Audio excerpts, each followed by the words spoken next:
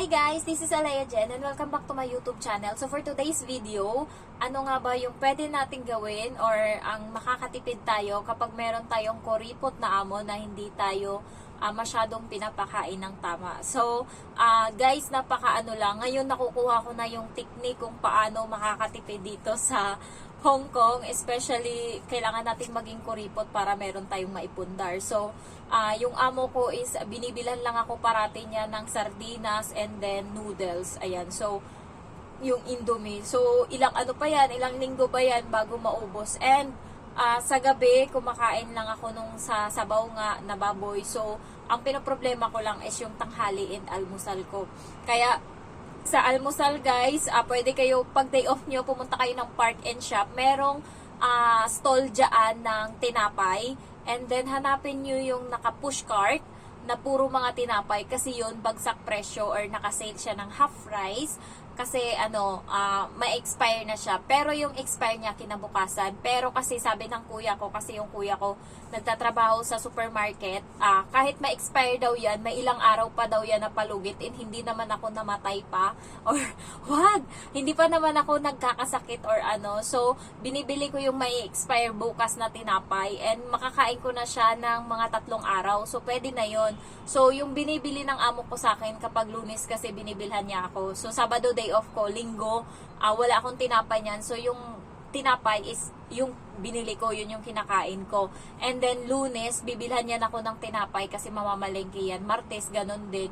So, yung tinapay na binibili niya, hindi ko muna yan kinakain. Yung kinakain ko is yung tinapay muna na binili ko dun sa Park and Shop. Halimbawa, 18 siya binebenta dati, yung loaf bread. So, nabibili mo na lang siya ng 10 Hong Kong dollar. So, nakaka-save ka na. So, kinakain ko yan ng 3 araw. So, Linggo, Lunes, Martes. Ayan yung pagkain ko. And then, yung tinapay na binibili kasi ng amo ko, parang yung isang peraso sa dito, pag binili mo siya, 3.5 Hong Kong dollar. So, pag isang galon mo lang, napipi na siya agad. Mukha na siya kasing laki ng pandesal. Ganun yung binibili niya. So, hindi kasi ako nabubusog niya ng isa ko. Iniipon ko yan yung sa Lunes, Martes na tinapay. Kinakain ko yan sa susunod. Inaano ko siya, binubuo ko ng kain. So, ayun yung pang-almusal ko. And then, tanghalian ko guys, sa gabi, pag nagsasaing ako ng kanin, dinadamihan ko and nilalagay ko yun sa baunan. Pwede kong ilagay dito yung picture ko na nandun nga sa baunan yung kanin. Ayan, nilalagay ko siya sa baunan sa gabi. Kinabukasan ng tanghali, yun yung kinakain ko. Yung problema na lang is ulam. Yung ulam ko minsan is, yun nga, yung noodles na binigay niya na Indomie. Kasi yun yung kinakain ko. Or sardinas. And then, para gusto nyo makatipid, hanapin nyo kung saan yung palengke nila. And then, pumasok kayo sa loob. Merong mga hindi ko na-videohan kanina, sorry.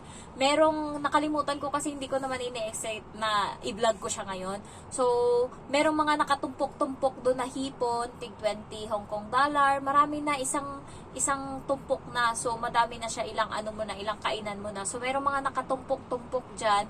And meron din, bumili ako ng manok guys, mga siguro 3/4 na peraso, 15. So, nabili ko siya ng 24 Hong Kong dollar. So, pang ilang ko na din yan, linggo ko na din yan nakain. And then, umakyat ako sa taas sa puro gulayan. And then, merong nakalagay doon 10 Hong Kong dollar. Hindi ko alam kung 1 kilo or basta, or isang tumpok, hindi ko alam kasi So, tinuro ko lang kasi mga Chinese sila. So, tinuro ko lang doon sa babae yung number na nakasulat na 10 and inabutan ko siya ng pera na 10. Hindi ko ine-expect na mga 1 kilo siguro yung binigay. Yung malaking plastic guys, sobra siya sa kalahati. So, paano ko kakainin ngayon yan? Puro yun yung kakainin ko. Yung bok choy ba yun? Bok choy. So, ayun. So, 10 Hong Kong dollar. So, natawa na lang ako sa sarili ko kasi yung sa taas na ref nga namin, halimbawa, ilang layer yung fridge, 1, 2, 5. So, yung pinakataas, talaga yan para sa akin. Kahit mapuno yung sa baba nila, hindi sila pwedeng maglagay dun sa taas kasi akin yung area na yun. Kaya hindi talaga yun nilalagyan. Parang, ayun na yung nagiging batas dito or nagiging, kahit mapuno yung sa kanila, isiksik mo yun dyan, wag mong dalagyan yung nasa taas kasi akin yan. Ayun yung doon. So, napuno talaga ngayon yung ko. Kaya ayaw ko mag-off na hindi ako gumagala. Kasi napapabili ako ng kung ano-ano sa labas. Ayan, so namalengke ako ngayon. First time ko pumasok dun sa palengke na yun kasi tinuro lang sa akin ng amo ko. Sabi niya, dyan ako na mamalengke kasi fresh yung mga pagkain dyan. Dito kasi sa labas, binili mo siya ngayon, mukha pa siyang fresh, pero bukas, na siya, nanilaw na yung dahon or nasira na siya, ganyan. So sabi niya, kaya tinandaan ko yun. Kaya kanina nung pagpunta ko, ang daming mga isda-isda doon, mura lang siya. Ang crab nga, tag-10 ata yun, yung isang basket-basket nila. Ayan, so hindi lang ako maano sa trabaho sa paggawa-gawa niyan. Ayan, so hindi ako masyadong maluto. Yung chicken skin kasi, chicken wings kasi ginagawa ko pag nagpapaluto yung amo ko ng mga 4D yung sa oven, minamarinate namin yan sa, yung manok minamarinate namin ng sugar, and then soy sauce, and then cornstarch, and then i-marinate mo lang siya, and then i-adjust mo na yung oven ng 4D, ayan, iluto mo na siya dyan. So, pagka nagluluto ako, kasi halos araw-araw, ganyan yung niluluto ko. So, nakikita ng amo ko, sinasabay ko yung akin nasa kabilang side ng oven kasi malapad naman yung lagayan namin dito sa kanila and dito sa akin. So nakikita yan ng amo ko na sumasabay ako ng luto minsan pag trip ko yung gusto kong mag-ulam ng ganun. Kaya bumibili ako ng manok, ayan. And then, yun nga yung gulay. So paglabas ko, nakita, kasi guys, yung kamote nila dito, na ako kasi pag nagpapaluto yung amo ko ng kamote, nilalagay, sinasapaw sa kanin. Yung isang buong kamote, isang maliit lang yun yung parang maliit, yung mas maliit dito, yan, ganyan lang. Hahatiin pa yan siya, and yung kalahati na yun, yun yung ipapakain sa bata. So, na-miss ko na kumain ng kamote, kaya minsan pag yung bata, yun yung pagkain ng bata, ini-slice ko yan, ginugunting ko, inilalagay namin sa lunch bag. Minsan, natitirhan or naiiwan ng amo kong babae, dalawang maliit na guhit niya ng kamote. So parang hanggang dito lang siya pag kinain ko, kulang. Kaya kanina, nakita ko yung mga Chinese, nag-aagawan sila sa bagong dating na kamote, na tagi-isang malalaking basket talaga, yung parang 2 kilo, ganun. So nag-aagawan sila doon sa pagpili. Ewan ko, hindi sila marunong mamili. Iba pa rin talaga kapag ka ng farmers, kasi alam na alam mo kung ano yung magandang kamote, anong magandang ng kamote. Kaya ang ginawa ko, pumili ako ng 3 kasi yung amo ko guys, napakakuripot nila, pero magbabakasyon ulit sila sa Macau, mga siguro 1 linggo, kaya ako ulit dito, kaya namili na ako ngayon para in case maluto ko yung mga gusto kong lutuin, kasi ako yung may sa kusina ngayon. So pagka is makakaluto ako, kakain ako ng gusto ko kasi ako lang mag-isa magsasaing. So pwede kong masapaw dyan yung kamote na hindi nila na ay bakit lasang kamote to pag nandito sila. So ngayon ako lang mag-isa pagka so masasapaw ko yan. So kakainin ko talaga yung kamote. And then bumili ako ng itlog, kasi hindi sila namimigay, kanila lang, bilang pa yung itlog nila. So doon guys, pumunta kayo sa palengke, mura lang yung mga gulay-gulay nila, 10 Hong Kong dollar, marami na, ilang mo na siyang makakain, kaysa sa magtiis ako parati sa noodles, mamatay-matay ako dyan. Mas malalong pumayat ako dyan, noodles tsaka sardinas. Pero gustong-gusto ko na binibilhan niya akong sardinas guys, kasi pangdagdag na din sa ekonomiya natin, kasi made in Philippines, Ligo. Sorry. Ayan, so Ligo, nabibili siya ngayon, pumasok na yung brand ng Pilipinas sa sa Park in Shop, nandun na siya sa loob. Kaya yung amo ko, nagbibili siya niyan, binibilhan niya ako parati. Kaya iniisip ko, sige, bilhan mo lang ako para para pandagdag na din yan sa sa ekonomiya ng Pilipinas. Alam mo, pag pumupunta ako ng mga grocery, ng Park in Shop, kasi suki ako dyan kada day off ko, pag nakikita kong may mga Pilipino na mga paninda, parang natutuwa ako, sige, damihan nyo pa ng mga Pilipino para at least kahit papano yung ekonomiya natin is makabangon. So nakita ko doon, tuwang-tuwa ako, meron silang Thousand Island na na sauce, galing Pilipinas. And then yung saging natin, yung Dole tsaka Del Monte, Pilipinas din. Yung papaya natin, ang mahal-mahal ng papaya dito guys, yung maliit, galing Pilipinas din. So, and then yung pinya na malaki, yung matamis natin na pinya, mahal din nila binibenta dito, galing Pilipinas. And then ano pa ba yung mga nakita kong Pilipinas? Sa mga Chinese na na store sa Park in Shop, may mga nahalo doon ng mga Pilipino na mga pagkain. So nakakatuwa lang, at least kahit papaano meron tayong ini-export na mga paninda, hindi naman siya, at least kahit paano nakakabangon-bangon yung bansa natin. Isa din yan sa ano ko kaya pumunta ako dito para kahit paano may matulong man lang ako sa ekonomiya ng Pilipinas. Yun yung ano ko din na kaya ako nag-abroad. Ayan. So, ayun lang. And then, yung tinapay nga, ayun. So, ayun yung mga pagkain na pinamili ko kanina. And yun yung kakainin ko pang tanghalian. Ayan, so hindi naman pwedeng puro sardinas lang. Nga pala guys, nagluto ako ng grahams and yung grahams ko walang mangga kasi ang pangit ng mangga nila dito. Yung mangga natin sa Pinas iba pa din talaga. Yung mangga nila dito hindi mo malasahan yung tamis and yung mangga na hindi binibili sa atin, yun yung binibenta nila dito. Yung ano, yung may amoy, ayan. So ayun yung binibenta nila, bumili ako, nasikmura ako. Iba pa din talaga yung ano Pinas. Kaya pag umuwi ako, magdadala talaga ako madaming mangga dito. Tsaka saging. Saging. Ang mahal ng saging nila guys. Swerte ko lang kanina. Parang ano na, bulok na yung, hindi siya bulok, pero parang ano na yung mukha niya sa labas. Pero alam mo talaga sarili mo na matino pa sa loob. Ayan, so binibenta nila ng 6 Hong Kong dollar, 4 na peraso. So kumuha ako. And ayun nga, ang sarap niya. Kasi hindi ko na siya nilagay sa ref nung nakaraan nilagay ko. Parang ang pangit niya kainin. Ngayon nilabas ko lang siya. And kinain ko na kaagad yung isa. Ayan, so bumili din pala ako ng bayabas, orange, ayan. So, sa Park and Shop, meron silang mga nakasale na prutas. Yung orange, 4. Mabibili mo siya ng 12 Hong Kong dollar. Yung apple na, yung matamis, yung isa, hindi Fuji. Mabibili mo siya yung 4 ng 15 Hong Kong dollar. So, yun yung mga binibili ko kapag day off ko. So, ngayong araw, nakagastos ako ng 36 sa Jollibee ko. And then, sa Park and Shop, 24. O, diba? Tipid ko. Matutuwa sa akin yung cashier kasi lahat ng mga kinukuha ko, mga nakasale lahat yan. Walang hindi nakasale na kinukuha ko doon. And then, sa palengke, bumili ako ng manok 24 and then gulay na 10 and then kamote 3 peraso, 6 Hong Kong dollar. So, ayun yung nagastos ko for today. Hindi ako nag-shopping. Magtitipid tayo. Kasi, meron pang tatlong holiday pa yung kailangan kong pagdaanan. Kaya ngayon hindi ako lumabas. So yung laman ng octopus ko na 100 na nilalagay ko dyan, pag hindi ako lumalabas, ayan yung binabayad ko pag nag-grocery ako. So nakatipid ako ngayon kasi hindi ako sumakay ng train para manggala. So hindi nagagastos yung octopus ko. So meron pang natira doon. Kaya ayun lang. And alam nyo ba guys, yung ibang mga OFW, nakakatipid sila kasi 200 Hong Kong dollar, kasya na yun sa kanila. Nagbabaon sila and kumakain sila ng sardinas. Ayan, pagka day off nila or hindi sila umaalis, nagsisimba sila. Kami kasi, sinabi ko sa mga kaibigan ko na ako yung gumawa ng rule.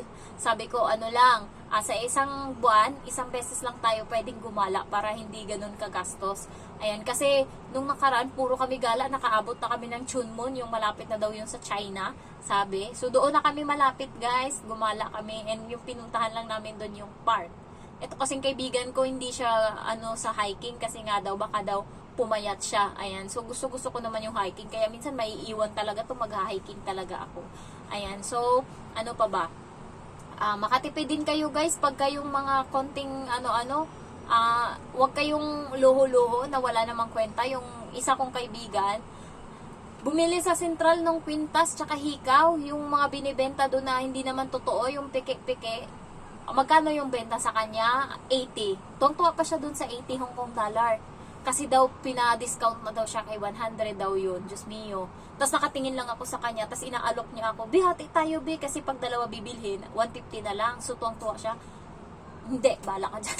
Hindi ako magagasto sa luho-luho na yan. Hindi ko naman niya masasanla sa isip-isip ko. Pero dahil choice niya yun, pinabayaan ko lang siya. Ayan. So, ayan lang. And then, ano pa ba? Basta wag lang kayong maluho. Ako maluho lang ako sa mga shopping ko, damit. And ngayon guys, mura na lang yung mga pang summer na damit kasi nagwi-winter na dito. So yung mga magfa-flight papunta dito, magdala na kayo ng pang winter kasi mura dyan sa ukay. Bumili kayo, ang mura lang. Gusto ko nga eh. Kaso wala talaga akong dalang pang winter dito guys. Puro pang summer. And then matatapos na yung summer ngayon. So hindi ko pa sinising sa utak ko na malamig na. So, iniisip ko summer pa din para hindi magastos kasi hindi pa ako bumibili ng mga pang summer ko. Pero yung amo ko, nagja-jacket na siya, hindi na kami nag-aircon sa gabi. So, malamig na kahit ngayon, wala akong aircon pero malamig na. Kapag nasa labas ka, malamig na talaga guys. So, ayun lang para makatipid kayo. And then, ang tips ko pala guys, kada sahod ko, nakaipon yung mga resibo. And then, kada sahod ko, sinusulat ko yan kung saan napunta yung sahod ko. Ganon ako kadetalyado. Meron akong notebook na nandun lahat ng mga para pagka nagkasumbatan, meron. Joke lang. Nakalagay dyan yung kung saan napunta, kung kanino ko binigay, kaya total, ganito, yung napadala ko, 30, kung kanino napunta to, kung kanino, and then, ayan, so, yan, pag yung mama ko talaga tuwang-tuwa sa akin, and siguro, din siya, kasi sinasabi ko sa kanya, talaga naka-breakdown yan, kung saan yan papunta yung pera ko, 5,000 lang yung budget ko sa kanya, bahala anong mangyari, basta 5,000 lang yung sa kanya, and then the rest dyan, binibili ko na ng materyales sa bahay, tas yung ate ko, nag-utang kasi yung bahay nila is na hulugan or ano ba yung tawag nun, oh my god, nagulungan ng malaking bato na galing sa bundok, and then buti na lang kamo tanghali nangyari, and nandun pa ako nung nangyari yun, gumulong talaga guys, sira yung dingding nila na Hardiflex, nasira talaga, kaya kailangan nilang magpagawa ulit ng bahay kasi meron pang mga bato dun sa likod, baka magsigulungan yun, baka hindi lang dingding nila yung masira, kaya nag-advance na kami, kaya pinautang ko muna siya para makapagpatayo siya ng bahay doon sa safe na lugar na hindi magulungan ng bato. Ayan, kaya doon muna napunta yung iba kong sahod sa kanya. And then inuunti-unti ko na yung mga materyales ko sa bahay kasi hindi biro. Yung kapatid ko naman is sabi niya sa akin, tutulungan niya daw ako, pero mga 50k lang daw yung matulong niya para sa bahay. Sabi ko okay lang yun, at least malaking bagay na din yun. Kailangan ko kasing tibayin yung bahay guys kasi ayoko na mabagyo, mag-uulit na naman ako kasi halos buong buhay ko, simula nagtrabaho ako 18 years old hanggang ngayon, puro bahay yung pinapagawa ko kasi sabi ng mama ko gawin to, ganito, okay na to, hanggang lifetime na yan. E di ginawa ko, pinuro ko Hardiplex lahat, tapos yan, third floor pang nalalaman, 2 kwarto sa baba, first floor, and then puro living room yan, ayan, puro ayan, and then pangalawa, kwarto, 2. So, puro Hardiplex yan lahat. Isa pa uli, kwarto sa taas. Puro Hardiplex uli. Halos, yung tinrabaho ko sa Pinas, doon napunta sa bahay, pero nagiging useless kasi nung nabagyo, yung Hardiplex, nasira din. Kaya, nagbago na naman yung isip ng mama ko, ipasimento na natin. Kung dati, sinabi niya ipasimento, at least, ngayon siguro tapos na ako. Pero inunti-unti niya sinabi niya Hardiplex kasi okay na. Yan yung uso ngayon. Matibay yan. Okay. Tapos nung nabagyo ay puta, kulang. Lumipad. So, babaguhin na naman. Tapos iibahin na naman yung yero kasi simpleng yero lang yung ginawa. So, gagawin na ngayon at parlance na ba yun? Punyeta. So, kaya nag-decide akong mag-abroad guys para matapos na yan kasi nai-stress ako. Buong buhay ko doon na lang napupunta. Gusto ko naman pagkatapos niyang bahay na yan, sarili ko naman yung isipin ko. So nga pala, nachismis ako. Kung gusto niyo magka-jowa, mag-download kayo ng Scout. Ayan, pero puro mga Indiano, Pakistani makikipag-meet sa'yo dyan. So, nag-download ako kasi may nagsabi mag-download daw. Gusto ko kasi tatay ng anak ko. Di nag-download ako. Malay ko ba? Gusto na agad makipag-meet ngayong araw ay manahimik ka dyan? Hindi. Hindi. So, ayun, kung gusto nyo makipag-tsurbahan, ayan, mag-download kayo ng Scout. Kung gusto nyo, pero kasi, kung goal mo is, dapat doon ka lang naka-straight. Kaya ako, kahit nag-download ako, hindi ako nagpadala doon, hindi ako nagpapauto. Dinownload ko lang, pero i-uninstall ko uli yun. Kasi, hindi ko pa naman balak kayo magpa-tsurba para magkaanak. Sa sunod na. Ayun, so, ayun lang guys, na chika ko lang. Thank you so much for watching. Bye-bye.